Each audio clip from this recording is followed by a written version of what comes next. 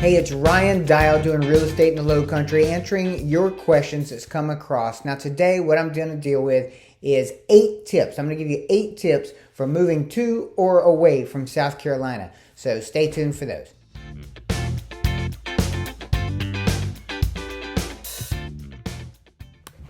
Number 1, have a yard sale. I've moved many times, and over the years, we decided to just start selling everything that we had except what grandma gave you and what is actually sentimental, and just buy new stuff where you're going. It certainly alleviates the shipping trouble or shipping money, because a lot of times we were making $3,000 to $5,000 just in selling stuff before we come. And it's going to be easier to sell it at your starting location than it is where you're going. So get rid of a lot of it, except your beds. You're going to need those, and have the yard sale early. Number 2, little trick that I learned back is to have one box that you put all your knickknacks. I don't care what you call it, but I just call it a parts box. So this is a parts box. That's it. Make sure that you have the word parts on it where you can read it. Now, the point of this box is it's going to be the last thing you put on the truck and the first thing that you take off. The way you're all going to put in this thing is, look, you can do whatever you want, but for me, I got to have my drills. You're going to want one of these, okay? Nice for cutting open boxes. Maybe a couple of items to put up some things on the walls. But you're going to want all your tools. That's the point of this box, okay? All your little tools, all your little doomahickeys to put things together, like your Allen wrenches to put together your beds again. And all of these little bags. So what you're going to do is every time you take something apart that you're going to have to put back together or reassemble where you're going, you take a little Ziploc bag, label it, put all the little parts and pieces for that, and then put it in here. That way, whenever you get to where you're going and you need to put stuff back together, you're not looking all over the place trying to figure out, what did you do with this bag? Where's all the little nuts and bolts? And you have to go to the hardware store in order to figure that out. So put everything inside of this little box and use your imagination. This thing is going to come in handy.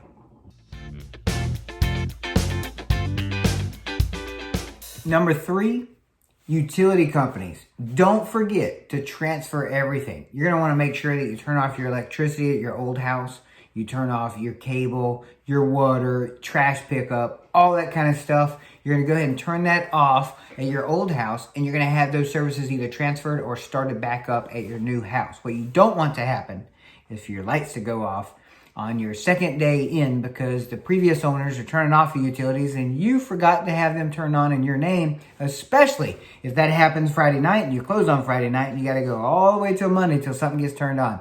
Make sure you get those utilities taken care of in advance so you're not left in the dark.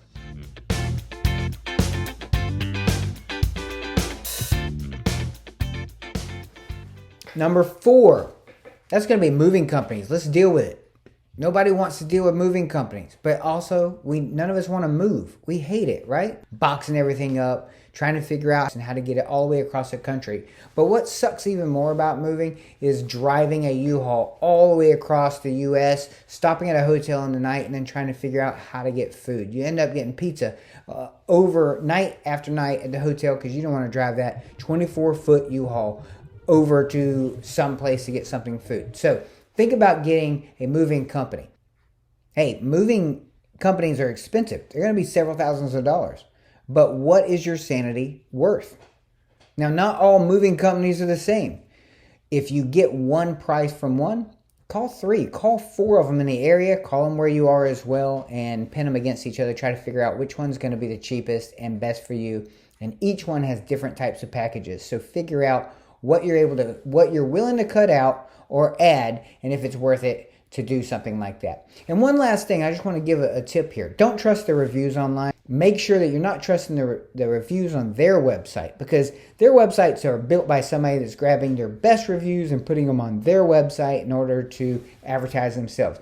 Check out the Better Business Bureau. Check out other third-party, non-biased companies that are offering those reviews, maybe even Google. So make sure you do your research because you don't want a nightmare. I've seen clients actually sitting at a house for 2 weeks waiting for some fly-by-night company to bring their stuff that was promised on the same day that they close. So don't let that happen. Make sure you do your research. Number 5 is pods. Now, if you don't trust a moving company to move your stuff across country, and I don't blame you, and you don't want to pay those huge fees, consider pods. These are those little boxes, big boxes, that sit in front of your house. You can actually have these people bring you a pod, set it in your driveway. You can take a week or a month or however long you need to move stuff at your leisure. Move all your boxes and your furniture into the pod. When you're ready to move, you can have that pod picked up and shipped across the country or wherever you're moving to, set back down in front of your garage, and then you can move the stuff out yourself. That is a cheaper alternative to using a packer and shipper full service company, and you have a little bit more control of it. Now, number 6 is a lot like your parts box that I told you about earlier, but this is going to be your basics box. Now, you're going to have a lot of things in this box, and I've wrote some of these down. So what you're going to put inside that basics box, again, is going to be the last thing to go in the truck. First thing that you take off is stuff like towels. That way you can take a shower. Your bed sheets, so you have somewhere to be able to sleep that night. Paper plates, utensils, toilet paper. You don't want to be without toilet paper, right? Cleaning supplies, because where you're going might not be perfectly clean, or at least to your liking or your style. If you're going to take all of your nice china or your plates and you're going to put them up into a cupboard and you don't know what was in that cupboard, and you just take something like some Lysol wipes or some Lysol spray up in there, clean it out before you put stuff in there. Put some Windex. Please. So that's why I say take some cleaning spray, take those cleaning supplies and put them in a trash bag inside of that box in case anything spills or anything breaks. It doesn't ruin everything else. And then you also got a trash bag, and you're probably going to need that. So there's your box for number 6.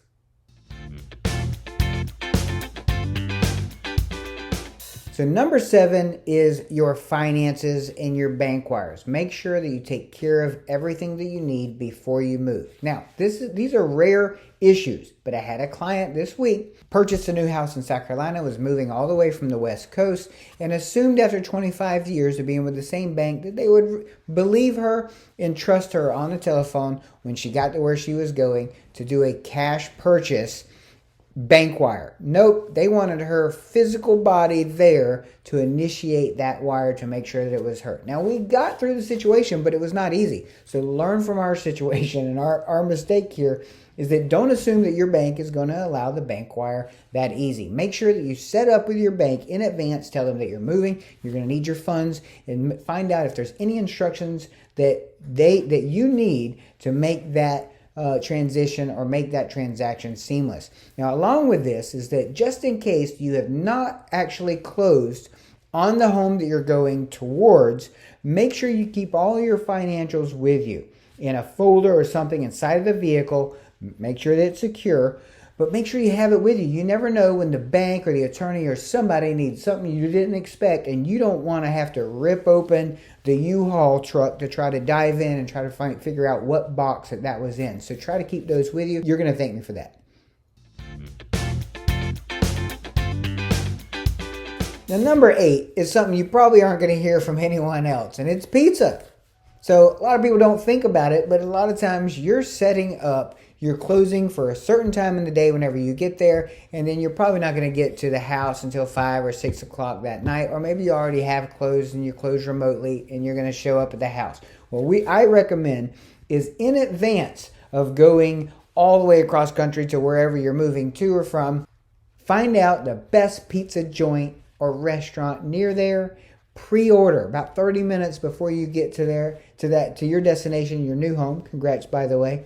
Order a pizza, stop by, grab the pizza, and then go to your new home. And that way you ain't got to worry about pots and pans and going back out or leaving the house. You can just kick your feet up in your new house and enjoy some pizza. You probably needed to know about the pizza joint anyways. Let me know how that pizza is. And if you buy a house through me, I'll buy you that pizza. Now, I hope that these tips have helped you out and make your move to or from South Carolina a little less chaotic. If you like this video, Please click the like and the subscribe. Click the little bell, that way you get notified whenever there's a new video available. And put down in the comments what type of video you'd like to see me do next. Thanks, until next time.